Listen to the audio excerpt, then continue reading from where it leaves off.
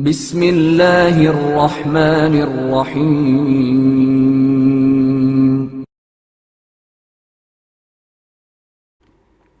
بنی ہاشم کے چاند علمدار لشکر حسین کی شہادت۔ عزادارو، آج کا چاند آپ کو حسین کے اس بہادر کی داستان شجاعت سنانا چاہ رہا ہے جسے قمر بنی ہاشم یعنی بنی ہاشم کا چاند کہا جاتا ہے، جو حسین کے لشکر کا علمدار ہے۔ عباس کی پوری زندگی امام حسین کے گرد طواف کرتی رہی۔ وہ بھائی نہیں، ایک محافظ تھے۔ عزادارو، کربلا کے میدان میں اذان علی اکبر کے ساتھ 10ویں محرم کی صبح کا آغاز ہوا۔ نماز کے بعد آخری جنگ کا آغاز ہوا۔ ظہر کی نماز تک حسین کے اس مختصر لشکر کی تعداد نصف رہ گئی۔ تلواروں کے سائے اور تیروں کی بارش میں حسین اور آپ کے باوفا اصحاب نے نماز ظہر ادا کی۔ ایک وقت وہ آیا کہ حسین کے باوفا اصحاب و انصار خاک کربلا پر ابدی نیند سو رہے ہیں۔ احباب و اعزا سے خیمے خالی پڑے ہیں۔ اب حسین ہیں اور ایک حسین کے لشکر کا علمدار عباس اپنے مولا و آقا کے سامنے سر جھکائے کھڑے ہیں۔ عرض کرتے ہیں، آقا، میدان جنگ میں جانے کی اجازت ہے؟ حسین نے عباس کی طرف نگاہیں اٹھا کر فرمایا، عباس، تم تو میرے لشکر کے علمدار ہو۔ عباس نے اپنے داہنے بائیں دیکھا اور عرض کیا، آقا، اب وہ لشکر ہی کہاں جس کا میں علمدار تھا۔ حسین نے آگے بڑھ کر بھائی کو سینے سے لگایا اور فرمانے لگے کہ عباس، اگر جانا ہی چاہتے ہو تو کوشش کرو کہ بچوں کے لیے پانی کا انتظام ہو جائے۔ مولا کی جانب سے اجازت ملتے ہی عباس جلدی سے خیموں کی جانب بڑھے اور اطفال بنی ہاشم کو آواز دی کہ بچوں، مشکیزہ لاؤ، عباس پانی لینے جا رہا ہے۔ حسین کی لاڈلی چچا کی چہیتی سکینہ جلدی سے مشکیزہ لیے ہوئے آئی اور چچا کے حوالے کر دیا۔ عباس سکینہ کا ہاتھ تھامے دوبارہ خدمت امام میں حاضر ہوئے۔ مظلوم کربلا نے سکینہ کو سینے سے لگایا اور فرمایا، بیٹی سکینہ، چچا کو بھیج تو رہی ہو مگر یاد رکھو، بہت پچھتاؤ گی۔ اس کے بعد عباس نے در خیمہ پر جا کر مخدرات عصمت و طہارت کو آخری سلام کیا۔ ثانیہ زہرا زینب کبریٰ کو خدا حافظ کہا اور میدان کارزار کی طرف روانہ ہو گئے۔ قمر بنی ہاشم مشک و علم لیے ہوئے میدان کاردار میں پہنچے تو فرات کے گھاٹ پر موجود پہرے داروں نے صفیں جما لیں۔ علی کا شیر دشمن کو پچھاڑتا ہوا دریا کی ترائی میں اتر آیا، سوکھی مشک کو پانی سے بھرا۔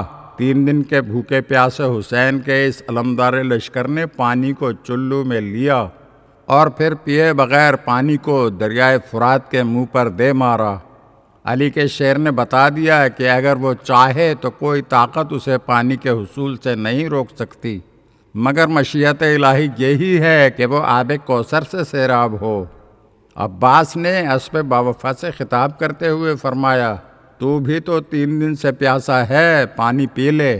گھوڑے نے پانی کی طرف سے منہ پھیر کر اپنا رخ ساحل فرات کی جانب کیا اور پانی نہ پیا۔ مشک سکینہ کو لیے عباس یہ کہتے ہوئے دریائے فرات سے روانہ ہوئے کہ اے نفس، حسین کے بعد زندگی کا کیا لطف، ایسے زندگی ذلت و رسوائی کے سوا کچھ نہیں کہ حسین موت کا جام پئیں اور تو ٹھنڈا پانی پیے۔ یہ نہ دین کا طریقہ ہے اور نہ کسی صادق الیقین انسان کا طرز عمل۔ جوں ہی عباس نے اپنے گھوڑے کا رخ خیمہ گاہ کی طرف کیا، منتشر دشمن جمع ہوئے۔ عباس کی نگاہ خیمہ گاہ کی جانب اور توجہ مشک سکینہ پر ہے۔ ایک مرتبہ کمین گاہ سے حکیم ابن طفیل لعین نے عباس کے دانے شانے پر وار کیا۔ آپ کا شانہ جسم سے جدا ہوا۔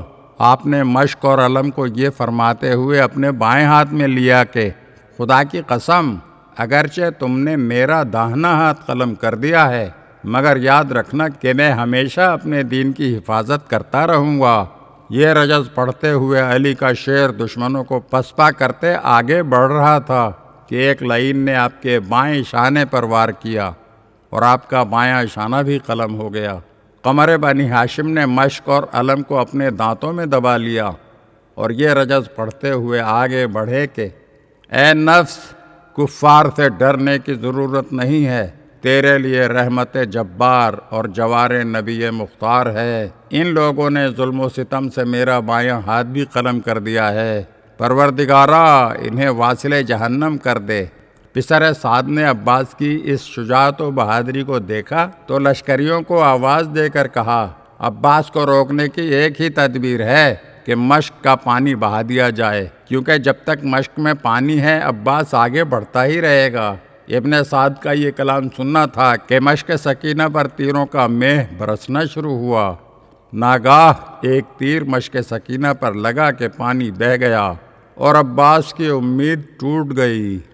علی کا یہ بہادر شیر، ایک آنکھ میں تیر پیوست ہو چکا، مشک کا پانی بہہ چکا، پشت فرس پر سر کو جھکا دیا۔ سر کا جھکنا تھا کہ ایک لعین نے گرز سے آپ کے سر مبارک پر ایسا وار کیا کہ بنی ہاشم کا چاند زین فرس سے زمین کی طرف آنے لگا۔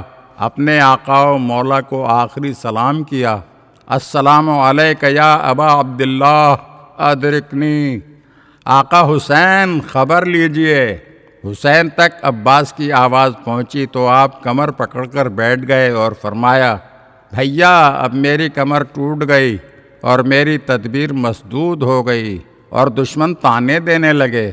پھر حسین اٹھ کھڑے ہوئے اور عقاب کی طرح عباس کے سرانے پہنچے۔ ابھی جان میں رمق باقی تھی۔ حسین نے عباس کا سر اپنے زانو پر رکھا، عباس نے سر کو ہٹا لیا، دوبارہ سر عباس کو اپنی گود میں رکھا، پھر عباس نے سر کو ہٹا لیا۔ فرمایا، عباس کیا ہم سے ناراض ہو؟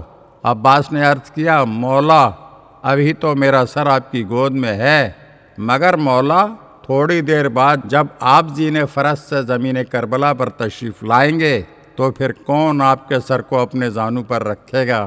حسین کی آنکھوں سے اشکوں کا سیلاب جاری ہے۔ فرمایا، عباس کوئی وصیت، کوئی خواہش؟ عرض کیا، مولا ایک آخری تمنا ہے کہ میں آپ کے چہرہ انور کی زیارت کر لیتا، مگر ایک آنکھ میں خون بھرا ہے اور دوسری آنکھ میں تیر۔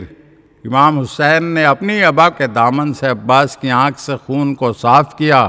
عباس نے آنکھ کھولی، مسکراتے ہوئے زہرا کے چاند کے چہرے پر نگاہ ڈالی اور آخری ہچکی لی اور اپنی جان آفریں کے سپرد کر دی۔ حسین نے عباس کے لاشے پر یہ مرثیہ پڑھا کہ عباس آج وہ آنکھیں سوئیں گی جو تمہاری ہیبت سے سو نہ سکتی تھی، اور وہ آنکھیں جاگتی رہیں گی جو تمہارے وجود کے سبب چین سے سویا کرتی تھیں۔ اب ان آنکھوں کا سونا مشکل ہے۔ اگر آپ ہمارے چینل کی نئی ویڈیوز دیکھنا چاہتے ہیں تو ہمارے چینل کو سبسکرائب کریں اور گھنٹی کے بٹن کو دبائیے تاکہ ہر آنے والی ویڈیو آپ کو جلد موصول ہو سکے۔ اور ہاں، لائک اور شیئر ضرور کیجیے اور اپنے قیمتی کمنٹ سے ہمیں آگاہ کیجیے۔ شکریہ۔